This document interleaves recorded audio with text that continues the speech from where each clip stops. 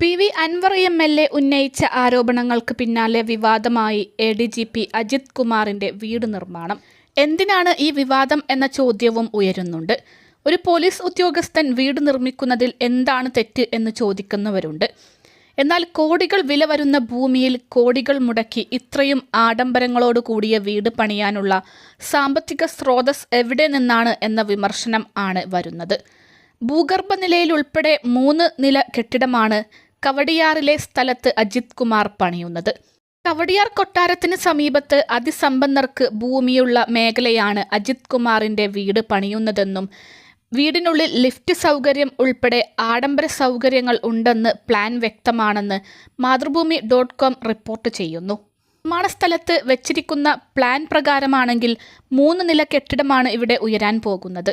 ഇതിനൊപ്പം open Baat place കൂടി ഉണ്ട്. ഇത് പൂൾ ആകാം എന്നാണ് പറയുന്നത്. 2024 ഈ കെട്ടിടത്തിന് നിർമ്മാണത്തിന് അനുമതി ലഭിച്ചത്. താഴത്തെ ബേസ്മെന്റ് 2000 ചതുരശ്ര അടിക്ക് മുകളിൽ ആണ് വിസ്തീർണം. അങ്ങനെ നോക്കിയാൽ 3 നില പണി പൂർത്തിയാകുമ്പോൾ 6000 ചതുരശ്ര അടിക്ക് മുകളിൽ വലിപ്പം ഉള്ള വീടാണ് ഉയരുന്നത്. പ്രാഥമിക നിർമ്മാണങ്ങളാണ് ഇപ്പോൾ ഭൂമിയിൽ നടക്കുന്നത്.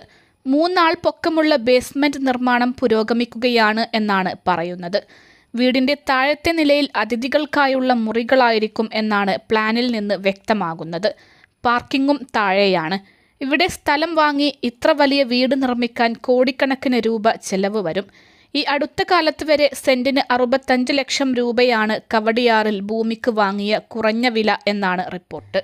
കവടിയാറിൽ 12,000 ചതുരശ്ര അടിയിലുള്ള വീടാണ് അജിത് കുമാർ നിർമ്മിക്കുന്നത് എന്നും കവടിയാർ കൊട്ടാരത്തിന് ഇതിനായി അജിത് കുമാറിന്റെ പേരിൽ 10 സെന്റും അളിയന്റെ പേരിൽ 12 സെന്റും വാങ്ങി എന്നാണ് പി.വി. അൻവർ പറഞ്ഞത്.